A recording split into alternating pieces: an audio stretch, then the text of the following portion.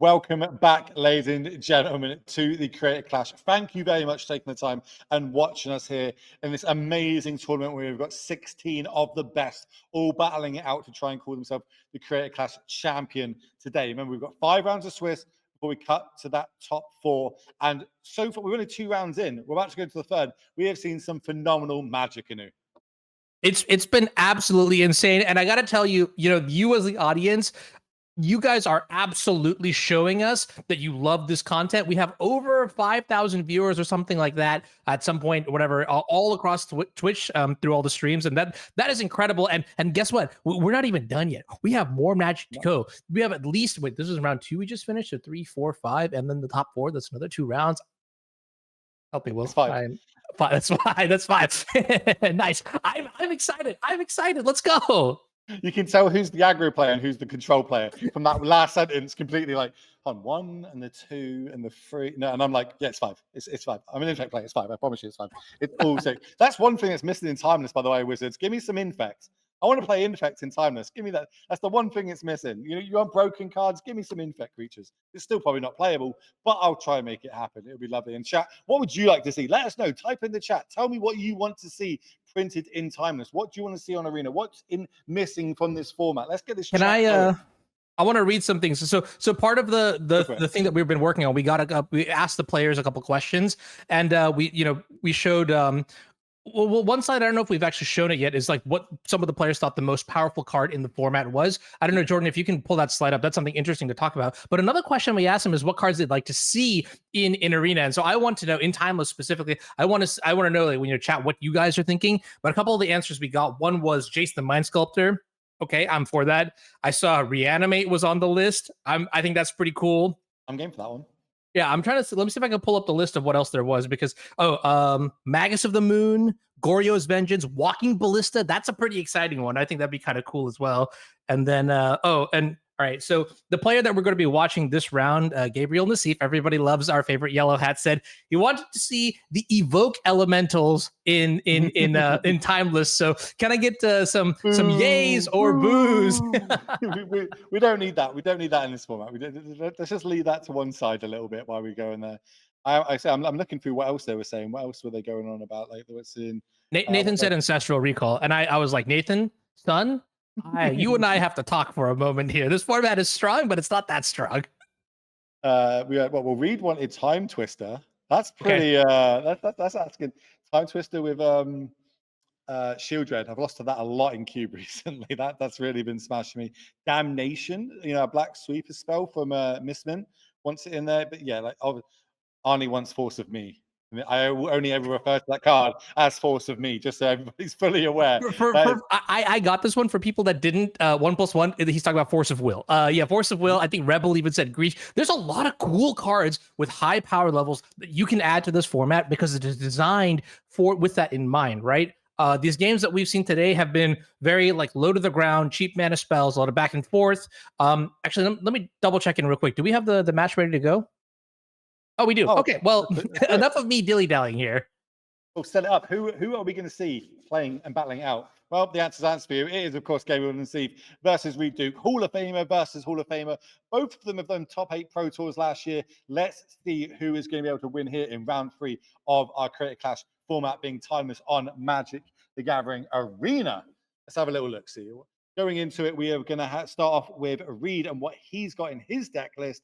Well, we've seen it already. It's kind of that Grixis like one-drop special, getting on the board early, controlling the board, coming back with things with Lurrus, Snapcaster Mages, controlling with Hand Disruption and a little bit of removal. But the spicy one, this is not what I would have picked Gab on. Talk me through it, Anu. Can I get some Dark Ritual and Necropotence, baby? This is a Golgari mid-range deck that features on the combination of these 2 cards to put a card into play that is banned in Legacy, and I don't think it's limited in Vintage. I'm not sure. I don't see people playing 4 copies of it in Vintage, but regardless, it's insanely strong, right? You put this into play turn 1, and then you're just drawing cards, and you're drawing more cards, and you're drawing even more cards. And before I call this Golgari, it is like mostly black control. You have 1 copy of Vraska Golgari Queen. You have some Besejus, and then you have like, Deathrite Shaman, Haywire Might in the sideboard. But this is basically like a, mono black as far as I'm concerned. You got a lot of other cool options and cards here too, including Shieldred and the One Ring. That's something that we see in Modern. March of Wretched Sorrow is also in this deck as a removal spell that gains life. And then you have your whole discard suite full of Inquisition and I believe Thoughtseize as well. I'd be so shocked. Wait, do we just hold my hand? Is there no Thoughtseize here? Okay, maybe there's no Thoughtseize. Wow. Okay. Wait, that's kind of cool. Nice little deck building puzzle here, and this is how our Hall of Famer Gabriel Nassif has sort of decided to tackle the format. And he is currently 2-0, battling up against the Grixis Mistakes deck that we saw. Grixis Lurrus deck that we saw earlier. I actually have a really good fact about this Gab deck.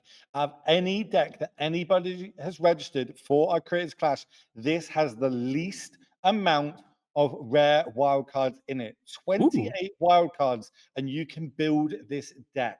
So, hats off to Gab, not only turning up and winning with a great deck, but also building it on a, I say in quotes, budget, but it is the one that costs the least amount of rares. But that's enough talking. Let's get down to the match. Let's see two Hall of Famers. This could be a Pro Tour Finals match, and no one would bat an eyelid at it because it is, of course, the Hall of Famers.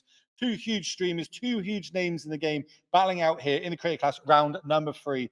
And it looks like Reed's on the Reed is going to be on the play here. What do you think of these hands?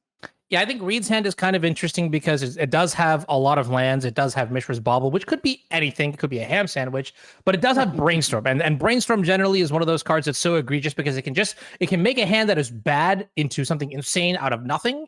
And it can also do the exact opposite. Now, on the other hand, Nassif has a very, very strong start as well. Turn 1, Deathrite Shaman into turn 2, Necropotence. Sign me up. But if he wants to play a little bit more slowly, he can do that as well, right? He's got the Duress, he's got the Bowmasters, and he's got enough mana sources to cast all of his spells here. So I'm not particularly upset with this hand at all. I think this hand is insane. I think this deck looks insane based off this opening hand.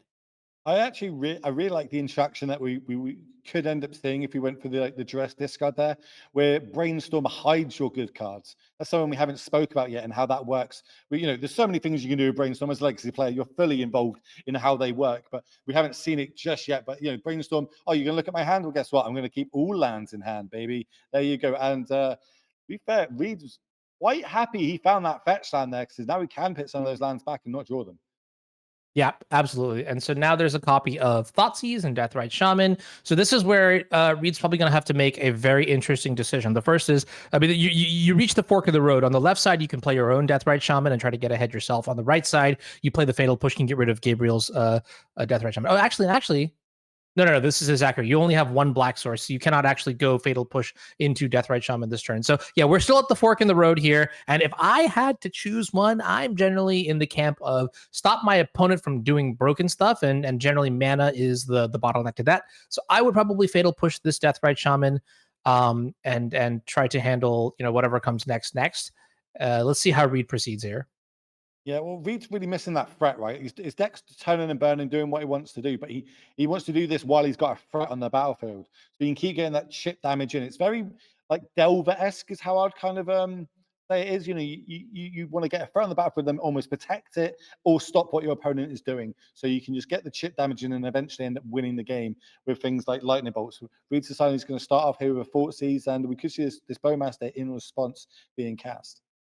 Yeah, and this is absolutely critical here too. Knowing that your opponent plays a card like Necropotence, I think the Reed is even more rewarded now for playing the Fatal Push earlier because that turns Nassif off of the turn 2/3 drop, and this Thoughtseize is actually going to find exactly the target that it's looking for. It is looking for Necropotence, and this is fascinating too. Why is Nassif not slamming the Orcish Bowmasters here?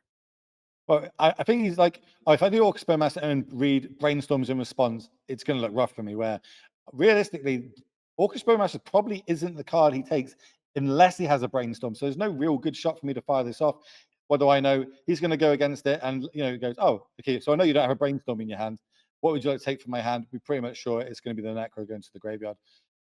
Yeah, absolutely. I think this is a really heads up play here too to just slam the Orcish Bowmasters. On one hand, you might be like, okay, well, if I leave the Bowmasters in my hand, maybe my opponent will take that with the Thoughtseize and I'll get to keep the Necropotents. But believe me, if your opponent is taking the Orcish Bowmasters over the Necropotents, that means they probably have an answer for the Necropotents, or somehow Bowmasters are actually scarier than the Necropotents. So it makes sense. This is an age old Paulo Vito article that says don't give your opponent options, and you can sort of see that a lot of instances of it happening in this game, right? Earlier with the Fatal Push on the Deathrite Shaman, now here with flashing in the Orcish Bowmasters. It's just high level play here, and that's why you see Nassif sort of flash in the Bowmasters as well. Is just don't give Reed the option to take it. If Reed is taking the Bowmasters, then it's probably correct to take the Bowmasters. I like the fact we just took a good 30 seconds on what land to play on turn 3. Like, that's the level of play to be able to be a Hall of Famer, ladies and gentlemen. Duress fired off, not going to see any targets. A couple of land and a Snapcaster Mage. Not too bad. It could be a lot worse, a hand on the other side. But just we're literally seeing two of the best to ever play the game playing against each other here in time. It's so cool to see. And I hope everybody at home is enjoying this and you know, really getting that oomph to try and play this format, because it really is cool. I love this attack. I absolutely love this. Reed knows about everything in the hand. He knows that there's a march. The march could end up dealing with the Deathrite Shaman, so we can't really block, but we know that there's that Bowmaster in there. Great attack by Gaia. Combat can be sometimes so cool. All right, I said it, and you won't hear it from me again. Reed's gonna take the one. Reed knows better. Reed's like, hey, whatever. It's 1 point. The opportunity cost here is not that high, so let's not risk actually Nassif having the Orcish Bowmasters, and he might even be clued in to a potential Reed, or maybe Nassif is just selling the fattest bluff out there in the world. I mean, the actual answer is he does have the Bowmasters. Otherwise, probably Nassif wouldn't make the attack. But you know, like you said earlier, mind games. I think we're going Thoughtseize here. What I'm smelling it. I'm smelling a snap Thoughtseize from Reed, or at least he's. As I say, it's we do. He loves casting Thoughtseize, probably more than anybody. I can't name any, but no one comes to mind that likes to cast Thoughtseize more than this man. He is obviously known for his Jund styles, loves his Grixis, just these grindy matchups. Use them, and you know, he's one of the best in the world because of that reason, and he's now against one of the best to ever touch an island, and he's not even playing any of them. So it's really interesting how both players approach this format, as we are going to see Snapcaster into Thoughtseize. Potentially a Bowmaster getting fired off in response. We'll see shortly. All right, so here comes the Thoughtseize, like you mentioned, and I think in response we are going to see Bloodstained Mire is going to go ahead and fetch either a Swamp or an Overgrown Tomb. I have to imagine that. You get to also look at your deck and sort of see what kind of spells you need here. It's going to be the basic Swamp here. This is something we'll talk about in just a moment here, but Orcish Bowmasters is going to come in and probably ping the Snapcaster Mage. Now, one thing I really like about this list is that Nassif actually, with so many basics in his deck, doesn't take that much damage from his mana base. Like if you look at the other side of the table, look at Reed's mana base. There is that Spire Bluff Canal, but there's also, I guess earlier we saw, all the shocks that were coming into play and causing in a different match. We saw Reed was, being caused some grief there. This is just high efficiency. And a painless mana base is always something that is worth looking out for, because then you could, even if you really wanted to maybe drop the green, you could add red, maybe a little blood moon. I'm sorry, I'll stop. Well, that's what you're speaking about, right? So we've got Ash's deck, really aggressive with Burn Finisher. We've got Doomake's deck that we've seen, 5-color Zoo that can get damage in early, then finishes off with Burn. If you're not taking that 5 points, 6 points of damage off your fetch, your shocks, then you're 1-2 cards away. You're going to make them have it that little bit more. Where and as you did mention, that Blood Moon. Huge card in this format. Everybody's being greedy. Everyone wants to play all the powerful spells in all the different colors, because now we've got shocks and fetch lands. If there's a price to that, and that is your life total. And some decks have turned up today at this tournament to try and poach on those decks. Where Gab is like, I'm just going to play a few swamps. This is easy. What, you want Blood Moon? Yeah, cool, whatever, nice. I'm still able to cast my spells, and then I'm going to win through a combo finisher. How does a Deathrite Shaman, or at least the third Deathrite Shaman, stop the combo? That's one thing we need to talk about. Does he need his graveyard to be able to combo off here, or does he just do it naturally? A combo? What combo are you talking about? This is me maybe being. Oh, no, you're right. I thought he had the Tendrils combo in this deck. No. Yeah. Nassif is just he's a sicko in his own way, where he's using Dark Ritual and Necropotence to just draw a bunch of cards because he likes drawing cards just for the sake of drawing cards, which honestly, I'm in that boat with them. I respect it. Hats off, hats off, Gabe. That's what I'm talking about. I guess that's the other reason to have a non-painful mana base, right? Is probably your best card is going to be losing you a lot of life. That plus the one ring. So they're going to do. He's doing damage to himself in other ways. But every time I see that card, I just think it's in a combo deck of some sort. That's why I'm thinking of it. But anyway, we're going to animate this Hive of the Eye Tyrant, one of my favorite flavored lands plus creature lands in Magic the Gathering. It's going to exile a card from the graveyard as it gets turned sideways. And what do we want to get back? We know there's only one Snapcaster in the Mage in the deck because it is open deck lists, and this is game number 1. Reed loves his one ofs. So he hasn't got any other ways of getting anything back from the graveyard, has he? Or am I being stupid? The only thing we're cutting off here is future treasure cruisers. Well, Lurrus can buy back Snapcaster Mage, so if you get rid of the Snapcaster Mage now, you'll never have to worry about it. But then there's also the up or downside of hitting a card that maybe Deathrite Shaman could exile in the long run. Now, the thing is you have so many instants and sorcerers in your graveyard already that maybe mitigating the oh, that's pretty cool, triple plug. Mitigating the Deathrite Shamans that way is not really that sustainable, but the way it stands right now, I think I like getting rid of the Snapcaster Mage just to stop the looping that you could do with Lurrus. Yeah, see, that's why it's too. I was like, there's no way to bringing it back. And you're like, well, there's the Lurrus and it's in that. I was like, okay, that makes complete sense. And it looks like we won't be able to get this Deathrite Shaman back that just blocks, or potentially a Mistress Bulbul. Depends how Reed wants to go about it. Does he value cards more, or the third copy of potentially the best one drop in Timeless? Time will tell us about that. I think I'm leaning towards the Bulbul here, but remember, Bulbul can't be exiled by Deathrite Shamans. He's only sorcery at instant. So turning things like Delirium off is a little bit harder. There's a Dark Ritual off the top. Not great right now. It's more for the explosive turn 1, turn 2 plays, but it will give us the extra mana we need to get this Eye of the High Tyrant turned online, while I believe leaving us 1 mana up for this Pale Push. Yeah, so okay, this is beautiful. So we attack again. Reed probably does the same block. One of our creatures dies, then it triggers the Revolt. Fatal Push turned online. We can then get the Lurrus off the other side of the battlefield. This is a really cool turn for Gab here. Wait, very fascinating that Reed actually chose to take the Deathrite Shaman instead of the Mistress Bauble here. Maybe he's saying that right now the way this is set up such that there's a Bowmasters in play. Okay, never mind. This makes sense. There's 2 Bowmasters in play. That makes even more sense. So yes, but Bauble is not particularly good in this board state. Okay, I'm on the same page. I'm caught up, and this is why Reed Duke is much more intelligent and much more good looking than I am. I think we've just found out why we're both not Hall of Famers. Yeah, I think that's basically, we're just me live literally staring at the card in the battlefield, be like, scratch my head. I don't understand what's going on here. Moments later, aha, light bulb. It's easy to read the cards, and yet we still don't do it. Who would have thought? Land off the top for Reed. He's just going to have to pass the turn back. But 2 Deathrite Shamans on the battlefield, pretty good. Definitely a lot better than drawing an Inquisition of Kozilek. Going to probably take the 2 damage here. Remember, Deathrite Shaman is very good in these sort of late game board state scenarios. It can gain us life by exiling creatures for 1 green mana, or it can do damage. But I don't see any green mana. Not unless the Deathrite Shaman makes it by exiling a land. So we're just going to go damage. We're going face with all this. Yeah, I think that makes sense too. Oh, Lightning Bolt is not too bad, not too shabby of a pickup here. I would even just fire off the Lightning Bolt right now on the Orc token potentially, just because. You're at 5. It's not that great. Ooh, Vraska. Ooh, where's your green mana, Gab? Nice mana base. What? You can't say that. I get what you turn sideways, goes to 3. No, he's not scared of Lightning Bolts. Doesn't know it's in there. The Gab needs. Is it how many fetch lands does Gab play? Let's have a little look. See, let's get this up. I had it up. I don't think he has very many. If he's any. got 8. Oh, he's got 8. That's a lie. He's got Deathrite Shaman. Of course he's got a bunch. Yeah, of course. All right, well, we're just seeing more damage done. We're chipping away here. Orcish Bowmaster Hon, 1, 2, 3, 4, 5, 6, 7, 8. We've got Gab down to 1 life with our current hand. Is that gonna change things slightly? Ooh, this is a beautiful Inquisition. So we're gonna have to go Bowmaster, Lightning Bolt.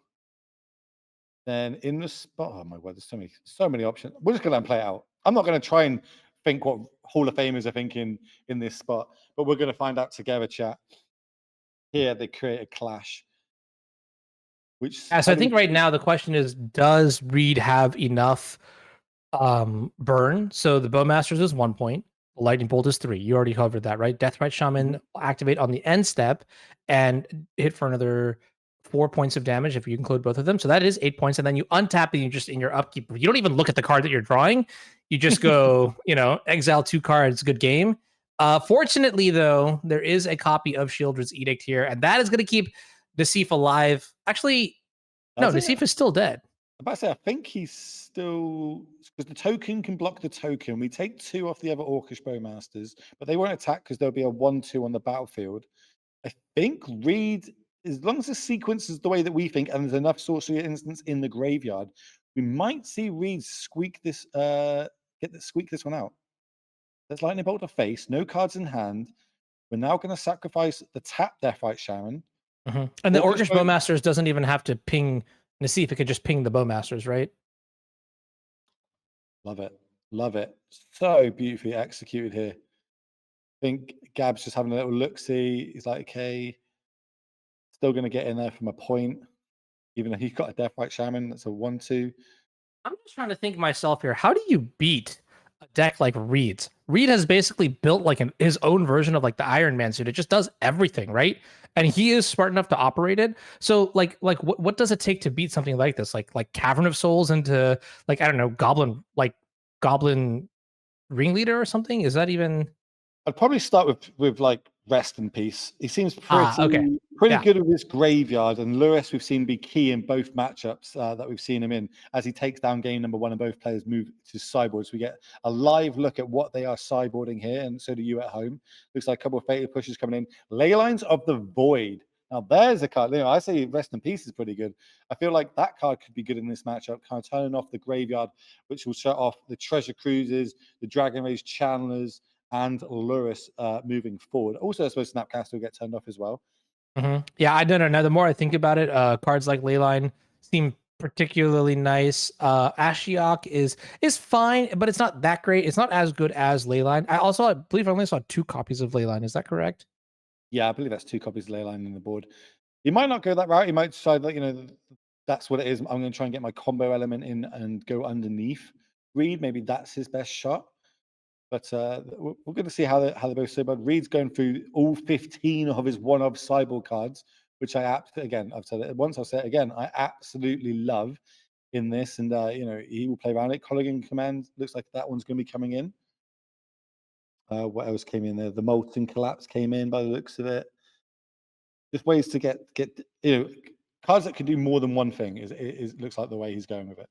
Yeah, there's literally not one bad card in Reed's deck. This is so insane to me that this format can offer you that power level that you could just play whatever your heart desires. You could build a deck as clean and as lean as the one that Reed has here. But then also, like, let's also not forget, right? Because there is no force of will in this format, because you don't have access to turn 1, threat plus days. Something like Dark Ritual into Necropotence is actually terrifying, right? So I wonder how many times already Nassif has been able to do something like this throughout this tournament. Realistically speaking, the answer is probably 0. But if it does happen, I'd be pretty excited. I'd be able to sort of check that off my bingo list, because that is such a powerful play. I mean, Necropotence drawing into like some of the best spells on Arena. Sign me up.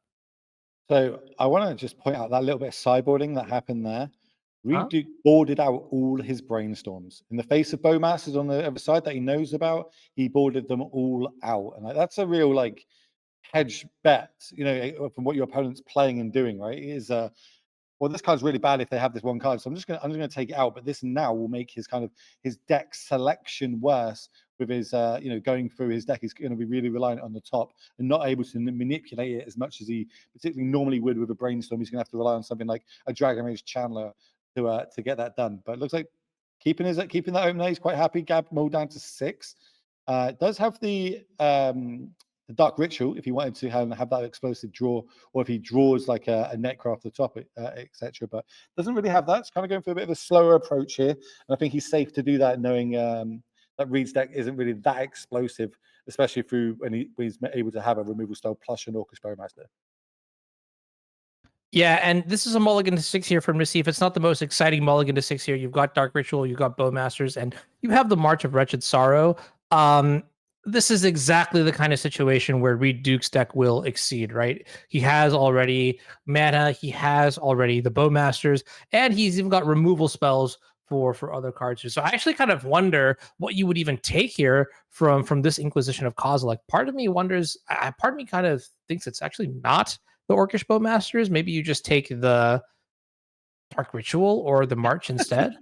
Don't look at me. Don't look at me. Like, you know what I mean? Like, I have no idea what I'll be taking. I guess it's how does it line up against my hand? And, I've got a removal spell and I've got an Orcish Bowmaster, so I can probably deal with an Orcish Bowmaster if it comes down. I've got no way of sticking a threat, but I've got ways to keep drawing through my deck. So Orcish Bowmaster is probably the card I'm most scared of when I've got things like Treasure Cruise in my hand.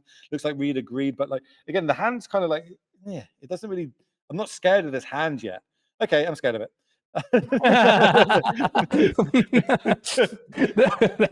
All right. Why? This is sick. Backtrack. Of course, Reed does have an Orcish Bowmaster, so he's got his own kind of answers. But Necro off the top here. Big welcome, Raiders, to Mr. Jim Davis. Hope you all had a great stream, and thank you for joining us here at the Creator Clash. We've got 16 players all battling out. We are in round number 3 currently, and of course, we're playing the new format on Arena, and it is timeless. You're seeing 2 Hall of Famers duke it out right now. Mr. Reed Duke at the top of your screen and Gary Necro at the bottom. Reed Duke is currently a game up with his Grixis best cards deck. I don't know exactly what we're calling it, but it is Lurrus with probably all the best Grixis kind of cards you can hope to fit into one deck. Where kind of against the grain, Gavin Necro going for his a Golgari Necro. It's not even a combo deck, it's just good stuff. It's a very grindy deck, and we're seeing them go back and forth here as Orcish Bowmaster hits the battlefield in response to this one ring being tapped. Kind of a tale we see old as time over here in Modern. We see this quite a lot. Yeah. All right. March of Wretched Sorrow here, and I think this is kind of interesting too. I wonder if I guess you could just pitch this Necropotence, no, and then gain a little bit more life this way. That's so freaking cool, actually. Okay, or you could even just go all in here, Dark Ritual and March, and pitch the Necropotence and gain a bunch of life, and then this. Because here's the thing, right? Reed doesn't have a way to get rid of the One Ring. I don't think, at least he's got. We saw Ancient Grudge earlier, right? That's not good enough.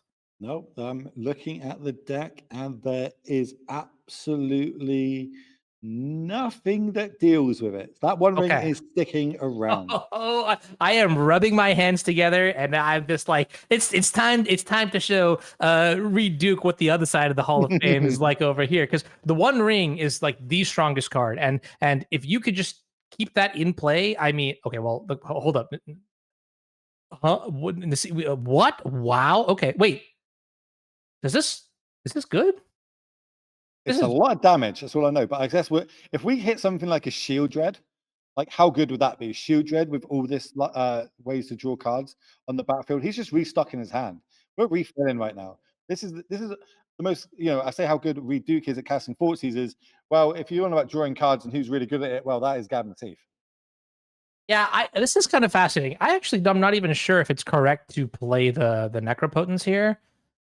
But I guess you are also drawing cards off of the ring at the same time. Okay, wait a minute. This is okay. A couple swamps. Oops. Oh, but you can use Besiege to sack the ring to prevent, or even the Necro if you need. That's so cool. This hand was pretty land flooded. Yeah, not the best I've ever seen him, but it is going to give us the ability to potentially put a Shield Dread on the battlefield, a Varaska, Golgari Queen on the battlefield. Even put another ring on the battlefield if he wants to go that route. Yeah, so now we're gonna have to figure out how Necro actually gets control of the game, how he converts his resources, because his only creatures are Bowmasters, Shieldred, and Deathrite Shaman. So he will eventually have more resources, I think, than Reed. But there is an interim period where he's at this low life total and he hasn't exactly stabilized. And he's gonna have to slog through that Treasure Cruise. He's gonna have to slog through that Expressive Iteration. That's gonna require a lot of resources. And Necro's resources come through life, right? So he might actually even get to the position where it's not particularly easy to come out ahead here. Now, this is really interesting too, right? What do you think Necro is going to do this turn? I'm trying to work it out. Like it says to me, okay, I'm going to just besiege the mirror, go get my threat, put it on the battlefield. But the big brain play here is just go start with the Inquisition, know what's on the other side, and have my death right, because this is going to get so blown out by Shieldred's Edict. Because there's a Bowmasters on the battlefield, so you can every card we draw, we're going to take a point of life. We're also losing a point of life, even though we gain 2 life. So it's kind of negative. We're going to stay at 6. I still don't hate it, but it's not ideal. Let's put it that way. I'd say this isn't ideal, especially but Gav doesn't have access to what's in Reed's hand. He hasn't cast any hand disruption just yet. He's having a good look, deciding how he wants to go about this. Do we want to Shieldred into the ring? It looks like that's what we're going to do. We're going to cast Shieldred. And now this is the problem, right? We've seen this multiple times in multiple different formats. 1 ring, I'm going to draw 3 cards. I'm going to gain 6 life. You're going to do 3 damage. These cards are just not lining up for Gab at the minute. So many lands. How many lands he played? 10, 14, 23. 18, 20. Yep, 23 lands. Yeah. He's seeing a lot of them. He's seeing a lot of them. For sure. And now with the Shieldred's Edict, you can punch in with that 5/5. And then that puts. Wait, is Reed about to? It's lethal. It's lethal. It's 6 damage on the battlefield. He goes Shieldred's Edict, you sack. You take 3 in your upkeep off the 1 ring. It's gonna be force Gab to have a March of the Wretched Sorrow in hand or die. Okay, this is fascinating. So it's not out. We're not done just yet. No, we are. We're done. We're done. No, because this is 6 on the battlefield and 3 from the 1 ring. That's 9 damage. My brother, you must believe in the art of the blue-white here. So what we're gonna do, I'm gonna hold your hand through this. Okay. On our upkeep, go for it. On our upkeep, okay, the ring trigger is going to go on the stack. In response, we're going to draw 4 cards with the 1 ring. That's going to put 4 Bowmaster triggers on the spawns. But we're going to find 2 March of Wretched Sorrows, or okay, wait, never mind. Sorry, say that all to me again. You hand through. Oops. Look, hey man, I wasn't done with the script here. Nassif activated it too fast. But if we had found a copy of March of Wretched Sorrow, we could actually pitch cards in excess, like these Dead Inquisition of Kozilek's, and gain more life than the damage that we're taking and the mana that we're spending. So we could actually potentially have stabilized here. Unfortunately, Reed Duke is, as handsome as he is also that much of a killer in these games of Magic. And Orcish Bowmasters is going to once again show why it is one of the best cards here in Timeless. Yeah, and it is the most registered card of our tournament. More people bought that card than any other card. Deathrite Shaman #2, Blue Delta #3. So all 3 of those cards go stack and stack, hand together. Congratulations to Reed Duke. I do like your big brain. You did see the out there. I didn't see the out there. Chat has quickly defeated me in the arena of ideas. Somebody mentioned that Reed actually had Fatal Push open to counter the March of Wretched Sorrow. So I resign myself, and you can take my control card back. I apologize. Twitch chat is always right. Even if they're wrong, they're always right, and we both know that being Hey, they've been crushing Wordle today. I'll tell you that much. They have. You've been crushing it on every platform that we're streaming on right now. All the content creators that are streaming, this channel is streaming, we want to say thank you to us. But if you're enjoying Timeless, if this is something that you're liking and you want to play yourself in a 1K, well, guess what? We got one of them coming up. Tell them about it, New. Yeah, so next Sunday, we have an open entry 1K. That is a cash tournament. Anybody can sign up. Here's the MTG Melee link. The code is 50976. And look, here's the deal, right? 1K is great. And that requires a couple people. But once we hit that mark, we're actually adding additional prize support to the tournament that scales with every person that joins. So this is an event, a 1K guaranteed, that has a scaling prize with attendance. The prize scales with attendance. That's the phrase that I'm looking for. Yes. And this is where, like, here's the thing, right? I understand Timeless is new. Timeless is scary. For me, certainly, I don't know what I'm doing in this format, right? However, that's kind of why I assembled 16 of the greatest minds in Magic so that they could do the homework for me. And now I know Nassif stack only costs like 28 wild or rare cards or something like that. So that's like that. This is the deck that I'm just going to build, and this is the deck that I'm just going to play because it's doable. You know what I mean? Like, and I get to enjoy this high powered format. And if you have access to more resources, then maybe you just go for what Reed's doing, because what Reed's doing is really cool. The point is that, look, I don't want to do my homework, so I'll let these play people do it for me, and I'm playing this open entry 1K. I hope to see you there. It's going to be a great time. You know, the one thing I took away from that is basically we're really big brain because instead of working the format out, we got 16 other players to do it for us. Who's got the big brain now? That is, of course, it is. We're going to come. Cackling. Yeah, it's just us sitting in the background, just like, ha ha ha, ha we're so big brain. We get them do it and we steal it. But that is going to be it for this round. I believe we're going to go kind of do it. We're going to jump into other players playing the rest of the this round. And I'm getting told in my ear.